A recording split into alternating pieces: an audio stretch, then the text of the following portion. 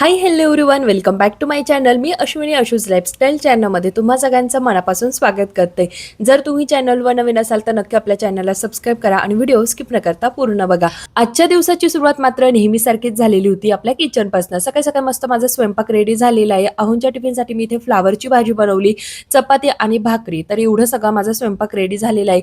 पण जेव्हा पण मी भाकरी बनवते ना तर किचन वाट्यावर आहे ना इतकं पीठ होऊन जातं ना, आणि ते पुसण्याचं आहे ना मला ते एकदम टेन्शन येऊन जायचं इतक्या दिवस. पण आता मला ते टेन्शन अजिबातच येत नाही, कारण आहे ना जेव्हापासून मी फ्लिपकार्टवरनं हा किचन वाईप्स रोल मागवलेला आहे ना तेव्हापासून किचनवर आहे ना भाजी सांडू दे, दूध सांडू दे किंवा सगळ्या किचन वाट्यावर सगळीकडे पीठ जरी झालं ना तरी मला अजिबात टेन्शन येत नाही क्लिनिंग करण्याचं. कारण जेव्हापासून मी हा रोल मागवलाय ना तेव्हापासून क्लिनिंग मात्र आहे ना खूप सोपी झालेली आहे.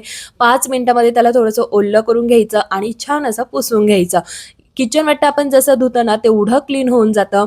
आणि सकाळी सकाळी एवढ्या काही गडबडीमध्ये ना किचन वाट्यात तर आपण धुवू नाही शकत, किती काही सांडलं तरी सुद्धा फक्त पुसून घेऊ शकतो. पण हे वाईप्स त्यावेळेस आहे ना खूप उपयोगी पडतात.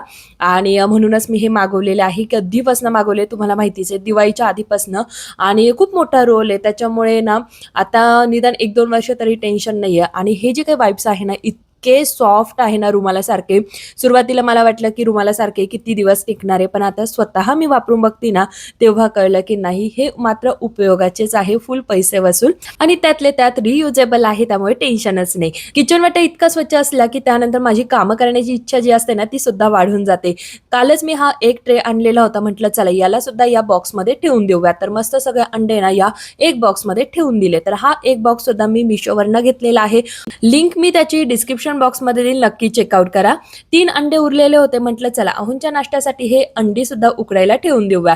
तर याच एक बॉयलरमध्ये ना हे अंडे मी उकडून घेणार आहे. त्यामध्ये थोडंसं पाणी ॲड करायचं आणि मस्त हे चालू करून द्यायचं. त्याचं ते उकडलं जातं, म्हणजे बॉईल होऊन जातं. आणि नंतर आहे ना ते ऑटोमॅटिक असल्यामुळे ना ते बंद पण होऊन जातं. त्यामुळे एकदा त्याला जर चालू करून दिलं ना परत त्याच्याकडे बघत बसावंच लागत नाही, कधी होईल असं काहीच नाही. इकडे अंडे त्याचे बॉईल होत आहे, म्हटलं चला आता मस्त चहा ठेवूया. आणि चहा प्यायचा तर आल्याच. ऊन खूप आहे, चहा पिऊशी पण नाही वाटत, पण काय करणार, चहाशिवाय ना दिवसाची सुरुवातच होत नाही. सकाळचा पिते, संध्याकाळी मात्र स्किप करते. पण आहो जोडी असले तर मग संध्याकाळी पण पिऊन घेते. चहा उकळेपर्यंत म्हटलं चला आहोंचा टिफिन पण भरून घेऊया. आणि मी कोथिंबीर मात्र भाजी पूर्ण शिजल्यानंतरच त्यावर कोथिंबीर टाकून घेत असते. आधी मी थोडीशी भाजी शिजायला आली की तेव्हा टाकायची, पण ती भाजी सारखीच पूर्ण शिजून जायची कोथिंबीर. त्यामुळे मग आता ती सवय मोडून आता पूर्ण भाजी शिजली की नंतरच मी कोथिंबीर भाजीवर ऍड करत असते. तुम्ही कसं करता नक्की मला कमेंट करून सांगा. आणि तुमच्या पण काही टिप्स ट्रिक्स त्या पण माझ्याबरोबर शेअर करत जा. फक्त माझा व्हिडिओ बघतात पण कमेंट्स मात्र कोणीही करत नाही. आता भरपूर जणांना प्रश्नच पडतो कमेंट्स काय करायची. तर अशा वेळेस आहे ना तुम्ही छान गोड गोड स्माइली देऊ शकता, हार्ट देऊ शकता, किंवा तुमच्या काही टिप्स ट्रिक्स असतील त्या पण माझ्याबरोबर शेअर करू शकता. आता तुम्हाला हे काम काही वेगळा टाइम काढून करायचंच नाही. व्हिडिओ बघता बघता मस्त एक लाईक द्यायचं, सबस्क्राईब करायचं जर तुम्ही सबस्क्राईब अजूनही केलं नसेल आणि दररोज माझी व्हिडिओ बघताय तर सबस्क्राईब करायला काही हरकतच नाहीये. आणि छान अशी कमेंट्स करायची. तर एवढं तर नक्की करा, नसेल करत तर नक्की चालू करा. त्यामुळे ना मला खरंच मोटिवेशन भेटतं. अहोंचा टिफिन मी इथे भरून घेतला. थोडीशी भाजी उरलेली होती ती दुसऱ्या डब्यामध्ये काढून ठेवली, जेणेकरून भांडे मोकळे होऊन जातात घसायला. आणि दुसऱ्या बाजूला लगेच मी सलाड कट करायला घेतलं. आता हे सगळं होईपर्यंत मस्त इथे अंडी बॉईल झालेली होती. आणि हे बघा त्याचं ना ते बंद होऊन जातं. मग फक्त वरतून बटन बंद करायचं आणि हे जे काही झाकण आहे ना यामध्येच अंडी घ्यायची आणि नळाखाली थोडंसं धरायचं, नाही तर मग हाताला छान असे चटके बसतात. आणि लगेच आहे ना ते सोडून घ्यायचे, म्हणजे त्याचं वरचं जे काही कवर आहे ते काढून घ्यायचं. आणि मग काय अहोंना खायला द्यायचे. पण त्याआधी ना यातला येल्लो जो काही भाग असतो ना तो काढून घ्यावा लागतो. अंडी कट करावी लागतात. आणि या बरणीमध्ये ना मी थोडंसं मीठ आणि मिरची दोघंही मस्त मिक्स करून ठेवलेलं आहे. फक्त यावर स्प्रेड करून द्यायचं की झाला सकाळचा नाश्ता झटपट रेडी. आणि जे नॉनव्हेज लवर असतात ना त्यांना दररोजही अंडी दिली ना तरी ते आनंदाने खातात, अजिबात तक्रार करत नाही. आणि सकाळी सकाळी इतकी घाई असते ना, मिरची कट करा, कांदा कट करा आणि पुन्हा तो नाश्ता बनवा, पोहे उपमा वगैरे. त्यापेक्षा हा जो काही नाश्ता आहे ना हा मला एकदम बेस्ट वाटतो. पण त्यामध्ये सुद्धा एक प्रॉब्लेम आहे, कारण मी अंडे वगैरे काही खात नाही. आणि मग मी नाश्त्याला काय खायचं हा मात्र मोठा प्रश्नच असतो. आणि आपण लेडीज अशा आहोत ना, एकटीसाठी मात्र असं पोहे उपमा वगैरे बनवून तर खातच नाही. काम वाढवा होतं, भांडी निघतात, सगळ्याच गोष्टी पुढे वाढत जातात. त्यापेक्षा मग मी काय करते, आपलं मस्त कपभर चहा, 2-3 बिस्किट खारी वगैरे काही जर असलं ते घ्यायचं, खाऊन घ्यायचं, झाला आपला नाश्ता. असं काहीच असतं. आणि मला माहिती आहे तुमच्या बाबतीत हेच असणार आहे. पण आठवड्यातून एकदा दोनदा मी काय करते, पोहे, उपमा वगैरे बनवते, जेणेकरून मग मला पण छान छान नाश्ता खायला भेटतो. कधी इडली बनवते, तर असं काहीसं असतं. बाहेर इतकं ऊन पडतं ना, की सकाळी-सकाळी कोणीच रस्त्यावर दिसत नाही. आता फक्त सकाळचे 10:30 वाजले तरीसुद्धा बाहेर कोणीच नाहीये आणि एवढं ऊन असतं, इतकं गरम होतं तरीसुद्धा आपल्याला चहा प्यायचाच असतो आणि चहा नाही पिला ना काहीतरी चुकल्यासारखं वाटत असतं. आता मला तरी वाटतं तुम्हाला वाटतं की नाही तुम्ही ते कमेंट करून सांगा. आणि चला चहा वगैरे पिऊन घेतला, त्यानंतर म्हटलं चला मस्त आपली क्लीनिंग करून घेऊया. जेवढी पटपट कामं आवरली जातात ना, मग तेवढा दुपारी आळस येत नाही आणि दुपारी ना मस्त टाईमपास करायला वेळसुद्धा भेटतो. इथे मी मस्त फरची पुसून घेतली आणि आपल्या या नवीन मॉपचा रिव्ह्यू द्यायचा म्हटलं ना, सुरुवातीला मला आहे ना खरंच खूप वेळ लागायचा फरची पुसण्यासाठी, पण आत्ता मात्र लवकर मी फरची पुसून घेते. कमी टाईम लागतो कारण आता मला त्याची दिवसेंदिवस आहे ना सवय होत चाललेली. तर क्लिनिंग झाली आणि इकडे खिडकीमध्ये येऊन बघते तर इतक्या मधमाशा जमा झालेल्या होत्या.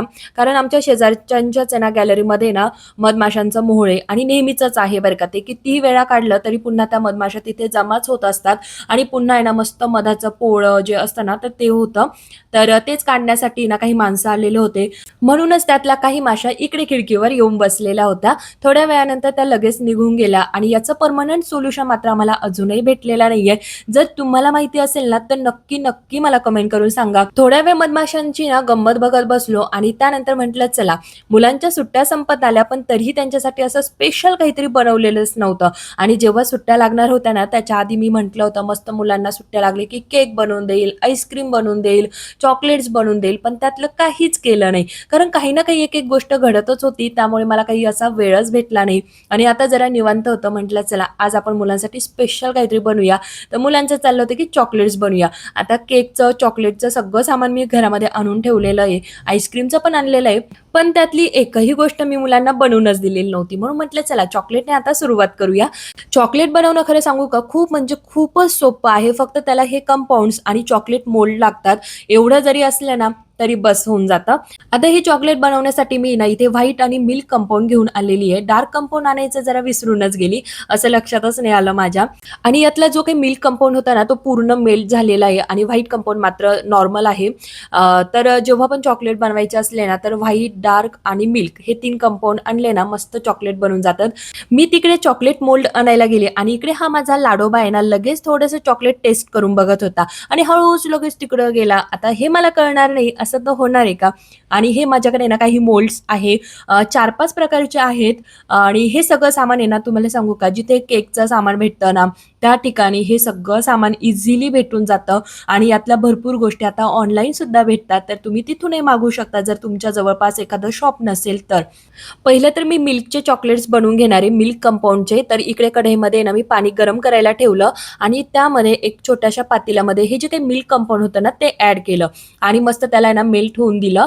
तर वाफेवर म्हणजे पाण्याची जी वाफ आहे ना त्याच्यावर ते लगेच मेल्ट होऊन जातात आणि मस्त ह्या मोल्डमध्ये ते भरून घेतलं, फिलअप केलं.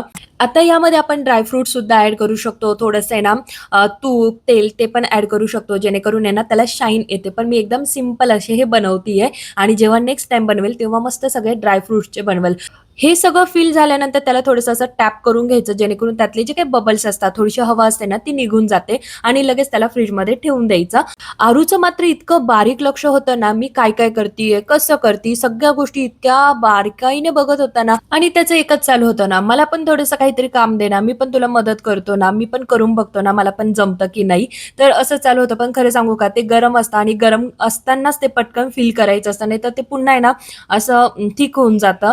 त्यामुळे मग मी त्याला काही ते काम सांगितलंच नाही. पण त्याला म्हटलं, "तू माझ्याबरोबर आहे ना मस्त गप्पा मार, म्हणजे माझं पण काम आहे ना पटकन आवरून जाईल." तर इथे जे काही व्हाईट कंपाऊंड होतं ना, ते पण मी मेल्ट करून घेतलं. आता दोन्ही पण आहे ना वेगवेगळ्या पातेल्यामध्ये मी गरम केलेलं आहे बरं का, नाहीतर मग मिक्स होऊन जातं. मिक्स केलं तरी काही नाही, पण मग व्हाईट आहे ना असे मस्त चॉकलेट्स बनले जातात त्यामुळे. आणि ते पण असं मेल्ट झालं आणि त्याला पण या मोल्डमध्ये मस्त फिलअप करून घेतलं. आणि इथे ना आता श्लोक पण आलेला होता गंमत बघायला, तर त्याने पण थोडीशी गंमत बघितली आणि लगेच पळून गेला. आणि आरू मात्र माझ्याबरोबर गप्पा मारत पूर्ण पहिल्यापासून शेवटपर्यंत थांबलेला. कसं करती वगैरे सगळ्या गोष्टी बघत होता आणि मी मात्र त्याच्याशी गप्पा मारत मारत ही सगळी कामं करत होती. आता हे सगळं ना फ्रीजमध्ये मी ठेवून दिलं. थंड झालं की लगेच ते चॉकलेट्स बनून जातात. पण आता मला आहे ना 2 लेयरमध्ये ही चॉकलेट्स बनवायचे होते. जे आधीचे मिल्क होते ना, तर ते आता थोडेसे थंड झालेले होते, म्हणजे थोडे बनतच आलेले होते आणि त्यावर मी हे काही व्हाईट कंपाऊंड थोडं उरलेलं होतं, ते पण त्यावर वरचे वर आहे ना ॲड केलं. आता 2 लेयरमध्ये हे चॉकलेट कसे दिसतात ना, ते मी तुम्हाला दाखवते. आता इथून पुढची सगळी कामं आहे ना, मात्र मी मुलांनाच सांगितली. म्हटलं, "आता इथून पुढे तुम्हीच करा." कारण त्यांची एक्साईटमेंट इतकी होती ना, कधी आम्हाला हे चॉकलेट्स खायला भेटतील, असं झालं होतं त्यांना. म्हटलं, "ठीक आहे, मग तुम्हीच करा. मी फक्त तुमचा व्हिडिओ काढून घेते." तर मी फक्त शूट घेतला आणि ते मात्र दोघं जणच हे पुढचं काम करत होते.